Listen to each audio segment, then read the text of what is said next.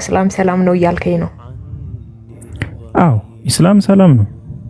እሺ ኢስላም ሰላም ከሆነ ለምንድን ነው አሁን አሁን ያሉት ፕሮፓጋንዳዎች ለምን ተፈጠሩ? ለምንድን ነው ኢስላም መሆኑን ዓለም እየነገረችን ያለችው? ስለሚፈሩት ነው። ዓለም የምትዘወረው በኢሉሚናቲ ነው። ኢሉሚናቲ ወይም ደግሞ ሰይጣናዊ አምልኮ ነው። ሰይጣናዊ አምልኮ ስርዓት ውስጥ ካለሽ ህፃናትን ለእርድ መገበር የሚባል ነገር አለ፣ ግብረ ሰዶም አለ፣ የወሊድ መቆጣጠሪያ የሚባል ነገር አለ። እሱን ጨምሮ በጣም ብዙ ነገራቶች አሉ። እነዚህን ሁሉ ነገራቶች ተቃውሞ በዓለም ደረጃ ላይ የቆመ ብቸኛው ሃይማኖት ኢስላም ነው። ኢስላም ላይ ነው በመስጂድ ደረጃ የማይጋቡት ግብረ ሰዶሞች። ኢስላም ላይ ነው የህፃናት እርድ፣ ህፃናት ማስወረድ የሚባለው ላይ ትልቅ የሆነ ተቃውሞ ያለው። ስለዚህ ዓለም የምትዘወረው ከሁለቱ ኃይል በአንዱ ኃይል ነው። ያ ኃይል ደግሞ ሰይጣናዊው ኃይል ነው። ሰይጣናዊውን ኃይል እየተዋጋ ያለው ብቸኛው ሃይማኖት፣ ብቸኛው ማለት ይቻላል ብቸኛው ሃይማኖት ዓለም ላይ ኢስላም ነው። ስለዚህ ኢስላምን ሰዎች መጥላት መቻል አለባቸው። ካልሆነ ሰይጣናዊ አመለካከቱን ሰዎች ሊቀበሉት አይችሉም። ሰው ኢስላምን ለመጥላት ደግሞ የተለያዩ የሽብር ግሩፖች ልክ እነ ትራምፕ ሁሉ እንዳመኑት አይኤስን በተመለከተ የተለያዩ የሽብር ግሩፖችን አሜሪካ እስከማቋቋም ድረስ ትደርሳለች። ለምንድን ነው የምታቋቁማቸው ሲባል ላይክ ኔጌቲቭ ሆኖ እስልምና መታየት ስላለበት።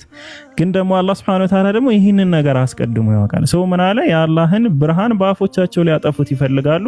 ምንም እንኳን ከሃዲያን ቢጠሉም አላህ ግን ብርሃኑን የሚሞላ አምላክ ነው። ብርሃኑን ሞይ ነው አለ። ይሄው ይለፈፋል፣ ይነገራል ምናምን። ሰው ጥላቻ መጀመሪያ በሰው ልብ ውስጥ ያድራል። እስልምናን ይጠራል፣ እስልምናን አልፈልግም ይላል። እስልምና እነዚህ አራጆች፣ እነዚህ ገዳዮች ምናምን ይላል። ምን እስኪል ድረስ ነው? መጥቶ እስኪጠይቅ እስኪያነብ ድረስ ነው። ሲያነብና ሲጠይቅ ግን አሁን ላይ ያሉት የታሪክ ምሁራንም ጭምር እንደሚሉት ምንድነው በዚህ ዓለም ላይ እንደ ነብዩ መሐመድ ሰለላሁ ዐለይሂ ወሰለም ሁለገብ የሆነ ሰው የለም። ሰላምን የአንድን የዘቀጠ ማህበረሰብ በ23 ዓመት ውስጥ ብቻ ቀይረው የዓለም አስተዳዳሪ ያደረጉ ነብይ ናቸው። እሳቸው ከሞቱ ከሁለት ዓመት በኋላ ነው ዑመር ኢብኑ አልኸጣብ የዓለምን 1/3 ሲያስተዳድር ነበር። በፍትህ የሚመራ ታላቅ መሪ የተባለ ዑመር ኢብኑ አልኸጣብ። ዑመር ኢብኑ አልኸጣብ ማለት ነቢያችን ሰለላሁ ዐለይሂ ወሰለም ሊገድል 21 ጊዜ ሞከረ ሰው ነው። ከዛ በኋላ ነው ወደ እስልምና የተማረከና የገባ። ስለዚህ በ23 ዓመት ውስጥ ብቻ የአንድን ማህበረሰብ ህይወት መቀየር ብቻ ሳይሆን አሁን ላይ እንደምታዩ የ2 ቢሊዮን ሰዎችን ህይወት ለመቀየር ችለዋል። በፕሮፌሰር በታሪክ ምሁራን ደረጃ ደግሞ ብቸኛው ዓለማችን ተጽዕኖ ፈጣሪ ሁለገብ የሆኑ ፍትህን ያስተማሩ ቀድመው በመተንበይ አንደኛ የሆኑ እያሉ የሚጠቅሷቸው ነብይ ነው። ምንድነው የሚተነብዩት? ዛሬ የሚያደርጉት ነገር አጠቃላይ ከ2 ከ3 ዓመታት በኋላ ሙሉ ማህበረሰብን የሚቀይር ነገር ነው። እንዴት አወቁ ያ ነገር እንደሚቀይር? አንድን ማህበረሰብ መልካም ሰው ለማድረግ ከሃይማኖቱ ተቃውመሽ አትጀምሩ። እንዴት ነው የምትጀምረው? ያን ማህበረሰብ መልካም ሰው ልታደርጊው ፈለግሽና አንድ አምላክ ምናምን ሳይሆን እኮ የምትይው መጀመሪያ እኮ መጥፎ ስራ ነው፣ ለምን ትደፍራላችሁ፣ ለምን ትገላላችሁ፣ ለምን ሴቶችን ከነ ህይወታቸው ትቀብራላችሁ፣ ለምን መጠጥ ትጠጣላችሁ ምናምን ልትይ ትችላለሽ። እነዚህን ሁሉ ሳያነሱ አምላክ ላይ ነው የተቃወሟቸው።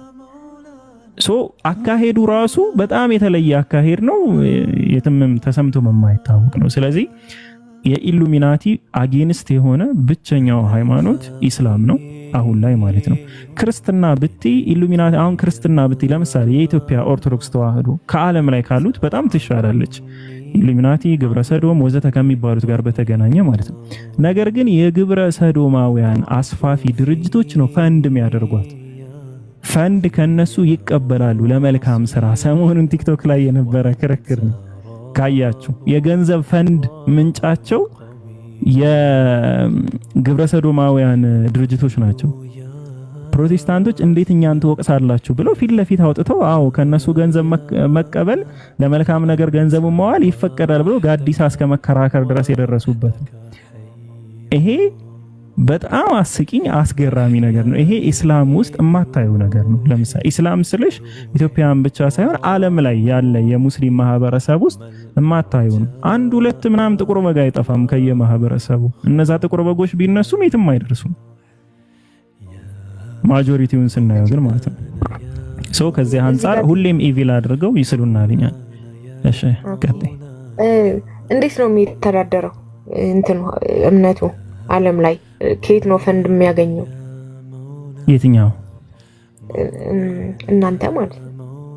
ኢስላም የሚገርም ስርዓት አለው። ዘካ ይባላል፣ ሰደቃ ይባላል። ነቢያችን ሰለላሁ ዐለይሂ ወሰለም ካቋቋሙት ስርዓቶች ውስጥ ያላህ ሰላም በሳቸው ላይ ይሁን። አሜን አሜን ነው። እና እሳቸው ካቋቋሙት ስርዓት ውስጥ ትልቁን ድርሻ የሚይዘው ዘካ ነው። አረብ ሀገር ላይ ዘካ ለአረብ የሚሰጡት አረባዊ ስለሌለ ወደ አፍሪካ ነው የሚላከው። የአረብ ሀገር ዘካ ራሱ ማለት ነው። ዘካ ማለት አንድ ሰው ካለው ንብረት ውስጥ 2 ወይም 2.5% ሁሌ ነው የሚጠፋኝ ስንት ፐርሰንት እንደሆነ ማለት ነው። ንብረቱን የሱ ንብረት ስላልሆነ የደሃ ንብረት ስለሆነ 9 አይነት አካላቶች አሉ ቁርአን ላይ የተገለጹ። ከነሱ ውስጥ ያ ዘካ ተሰብስቦ የመስጠት ግዴታ አለበት ማንኛውም ሰው ማለት ነው። 2.5 ጀዛኩሙላሁ ኸይረን ማንኛውም ሰው ማለት ነው። ስለዚህ ከዛ ዘካ ይሰበሰብና ለሙስሊሞች ይውላል። ከዘካው ግን በበለጠ ደረጃ ሰደቃ በጣም ኢስላም ኢትዮጵያ ለምሳሌ አዲስ አበባ ብታይ የሆነ መስጂድ ልናስገነባ ነው ምናምን አንዱ ይቆማል። እኔ 100,000 ሰጥቻለሁ፣ 10,000 ሰጥቻለሁ፣ 20,000 ሰጥቻለሁ።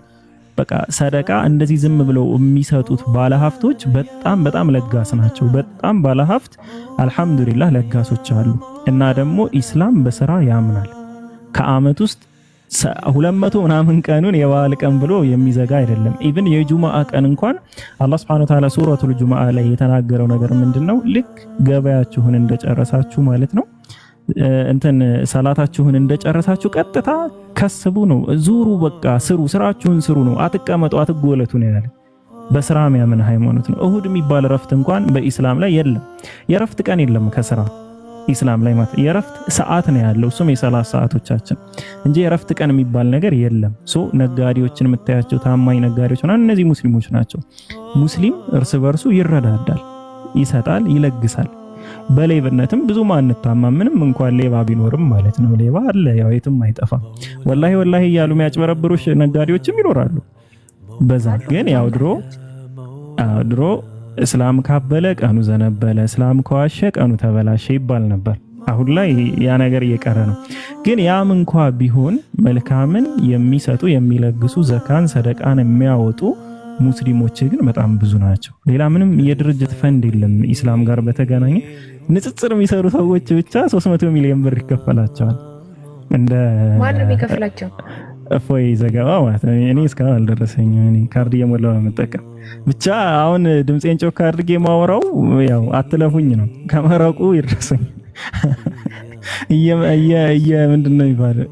ፈንድ እየሰጣችሁ እየመገባችሁ ያላችሁ ሰዎች ከመረቁ ይድረሰን። እኔ ፒኬ ታላቁ አብርሃም እባላለሁ። በጣም ፈንድ የሚያስፈልገኝ ሰው ነኝ።